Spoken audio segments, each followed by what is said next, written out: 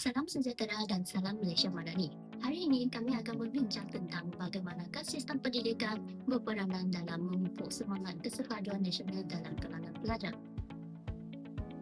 Malaysia merupakan sebuah negara yang berbilang kaum, agama dan budaya.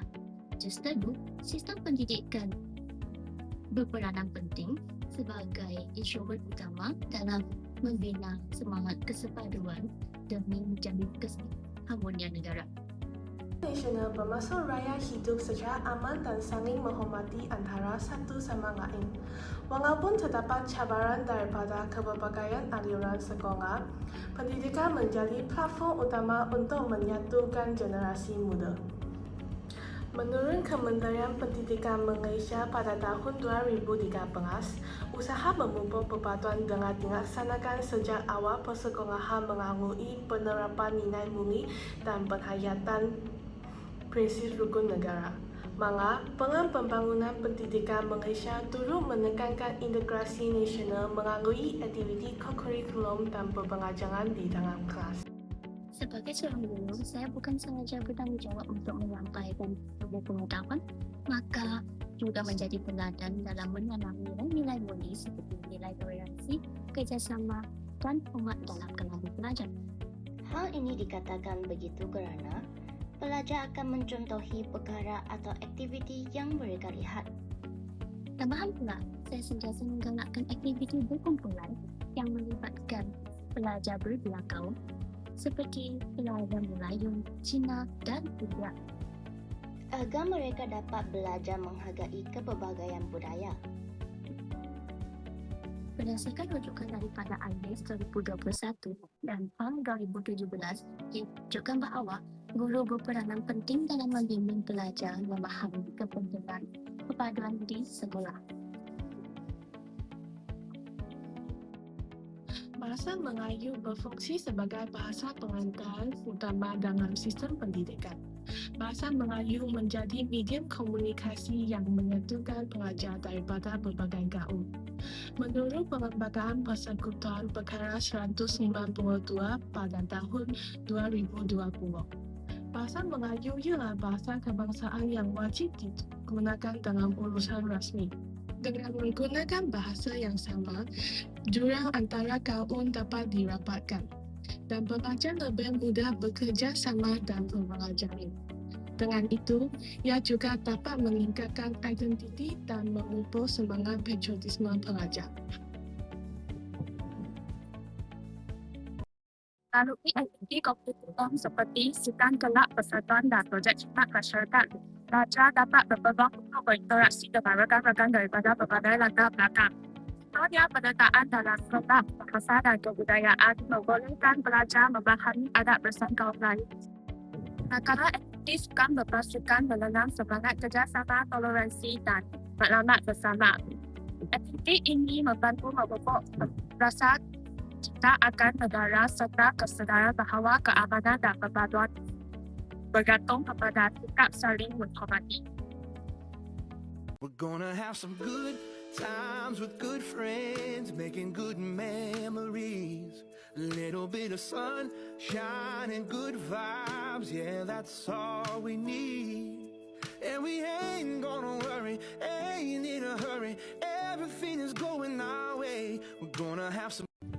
Selain itu, pendidikan civic dan moral bertujuan untuk membentuk pelajar yang beretika, bertanggung jawab dan menghormati hak orang lain. Guru memmainkan peranan yang penting dalam membimbing pelajar memahami nilai-nilai murni seperti kesopanan, kejujuran, dan kerjasama.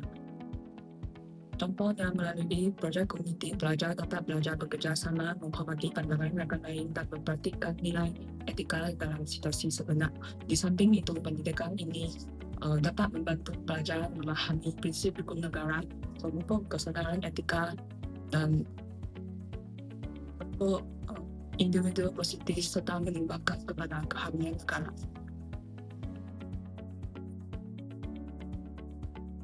Sub-sub topik yang kami bincangkan berkait rapat dengan bab-bab yang terdapat dalam subjek penghayatan etika dan peradaban. Antaranya, peranan guru sebagai ejen perpaduan berkait rapat dengan bab 2 dalam subjek ini, iaitu konsep etika dan peradaban.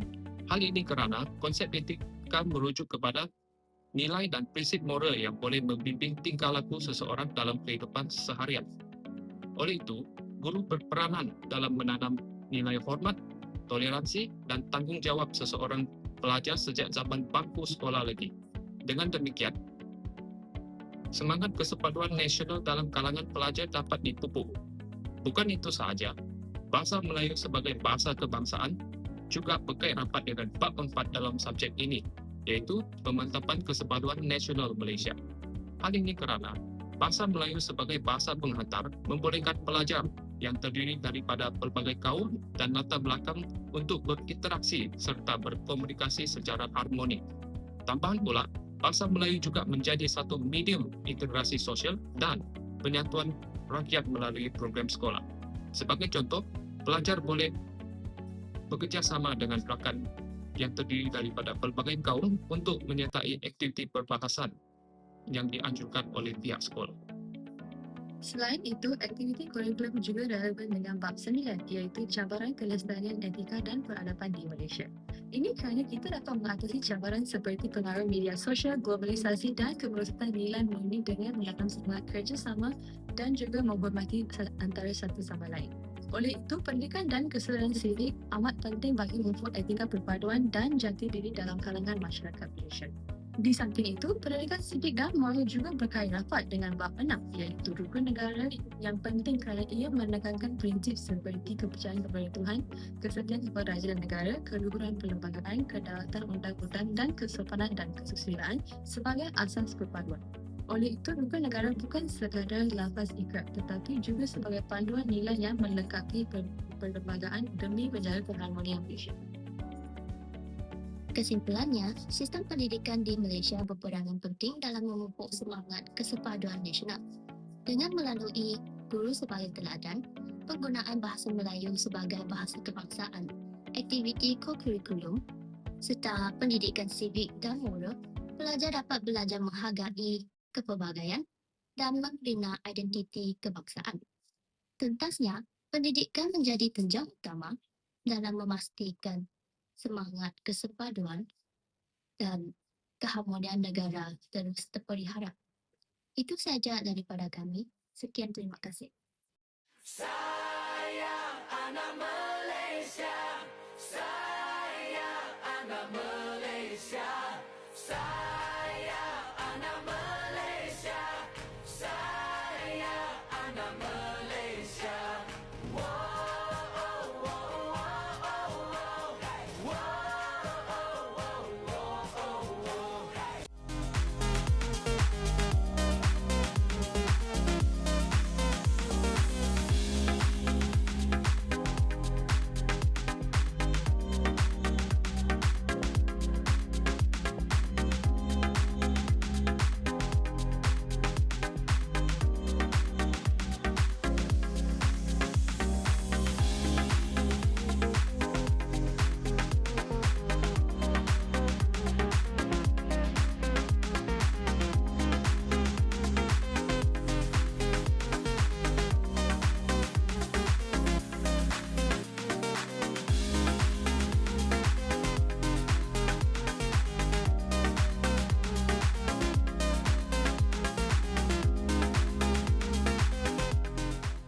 Dalam Selain itu, aktiviti kurikulum juga 17 dan 12.